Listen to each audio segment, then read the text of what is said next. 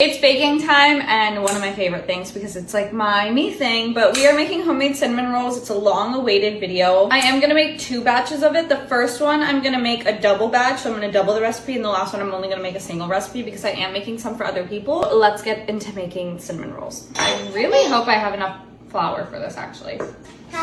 And as always, this is dairy-free, so if you don't want it to be dairy-free, you just use your normal dairy products. Get my dairy-free butter out also. A 1/4 cup, I'm gonna do it twice. And then a cup of water. This recipe is doubled, so if you only wanna make half of it, just cut it in half. I am not an organized baker. I'm gonna need 4 tablespoons of butter. Okay, so this is warm. 1 serving is 2 teaspoons and a 1/4. I'm also gonna add a teaspoon of sugar. Mix that. I'm gonna let this sit for like 5 to 10 minutes on the counter. 2 3/4 cups of flour. If you are doubling it, please just remember to double all of it. There were times where I was doubling some things and not the others. And then 2 teaspoons of salt.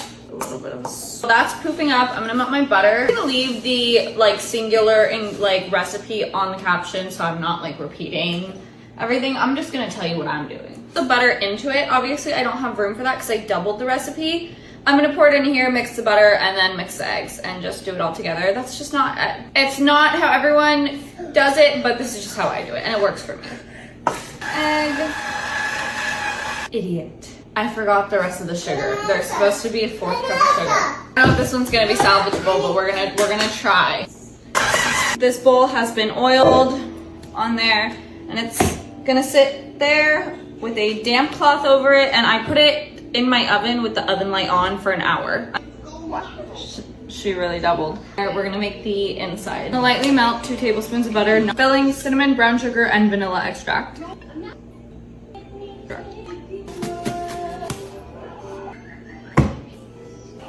Big as you can get it. Soft in butter, which should even be more soft now. I'm going to literally butter the whole thing.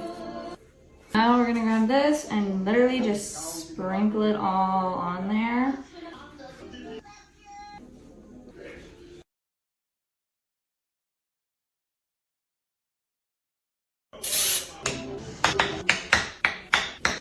We're gonna cover these and let them sit for 45 minutes before we bake them.